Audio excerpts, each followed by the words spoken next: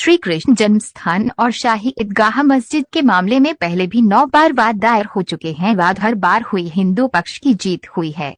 वहीं 136 वर्ष की मुकदमेबाजी के बाद हुआ महज ₹2.5 के स्टैंप पर समझौता हुआ था। विल्हेप ने समझौते के वक्त ही किया था विरोध। मथुरा श्री कृष्ण जन्मस्थान और शाही मस्जिद ईदगाह के विवाद को लेकर 136 वर्ष तक मुकदमा चला था। इसके बाद वर्ष 1968 में समझौता हुआ। ये समझौता ₹2.5 के स्टैंप पेपर पर लिखा गया था। तत्कालीन डीएमएसपी के सुझाव पर श्री कृष्ण जन्मस्थान सेवा संघ और शाही मस्जिद ईदगाह कमेटी ने 10 प्रमुख बिंदुओं पर समझौता किया था। इस समझौते को अवैध करार देते हुए कोर्ट में दाखिल दावे में ईदगाह को हटाने की मांग की गई है। उस समझौते का विरोध उस दौरान भी हुआ था। 12 अक्टूबर 1968 को हुआ था समझौता। 12 अक्टूबर 1968 को समझौता हुआ था। उस समय जिलाधिकारी आर.के. गोयल थे। गिरीश बिहारी पुलिस अधीक्षक के पद पर तैनात थे। दोनों अधिकारियों के सुझाव पर आपसी रजमांदी पर यह समझौता हुआ था। तब श्री कृष्ण जन्मस्थान सेवा संघ की तरफ से समझौते पर हस्ताक्षर सह सचिव देवधर शर्मा, उनके सहयोगी फूलचंद्र गुप्ता ने किए थे। मामले में अधिवक्ता अब्दुल गफ्फार थे। श्री कृष्ण जन्मस्थान सेवा संस्थान के सदस्य गोपेश्वर नाथ चतुर्वेदी ने बताया कि उस वक्त शाही मस्जिद ईदगाह कमेटी की ओर से समझौते में शाहमर मलिक, डॉक्टर शाहबुद्दीन साकिब, आबिदुल्ला खां, मोहम्मद आकूर आलूवाला के हस्ताक्षर थे।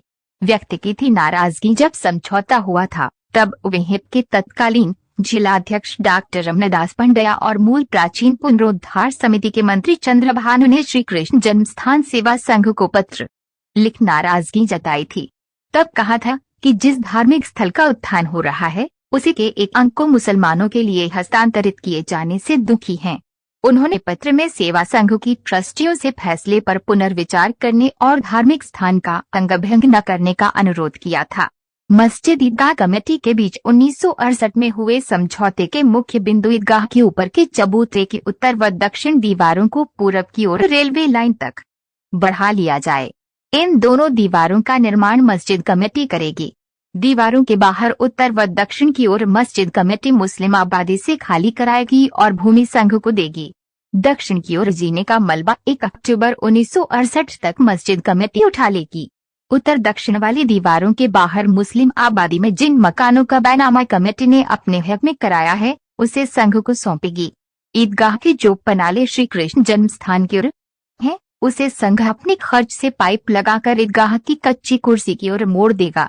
पश्चिम उत्तरी कोने में जो भूखंड संघ का है उसमें कमेटी अपनी कच्ची कुर्सी को चौकोर कर लेगा। वह उसी की मिल्कियत मानी जाएगी। रेलवे लाइन के लिए जो भूमि संघ अधिग्रहित करा रहा है, जो भूमि ईदगाह के सामने दीवारों के भीतर आएगी उसे कमेटी को दे देगा।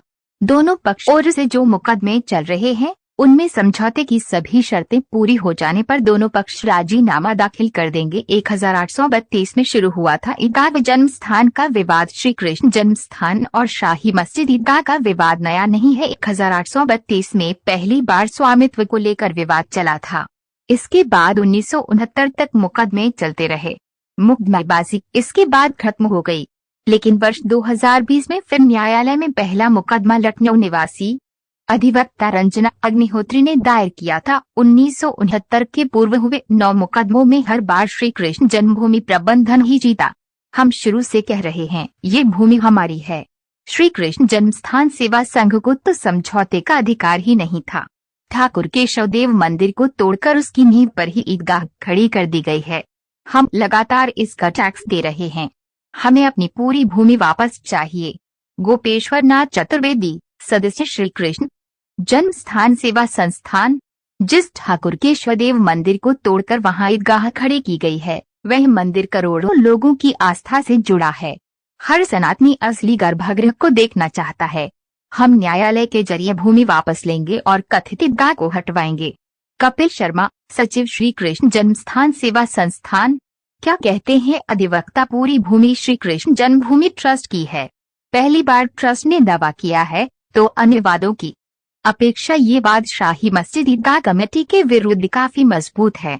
सेवा संघ को भूमि के समझौते का अधिकार नहीं था, लेकिन इसमें एक प्रश्न ये भी सुनवाई के दौरान उठेगा कि ट्रस्ट और संस्थान में ज्यादातर सदस्य एक ही हैं।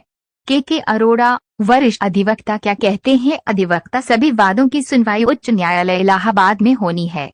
शाही मस्जिद ईदगाह कमेटी की याचिका पर सभी वादों की रिपोर्ट सुप्रीम कोर्ट ने तलब की है। 14 अगस्त को सुनवाई है। हम सुप्रीम कोर्ट से मांग करेंगे कि उच्च न्यायालय को जल्द से जल्द सुनवाई कर सर्वे कराने का आदेश करें।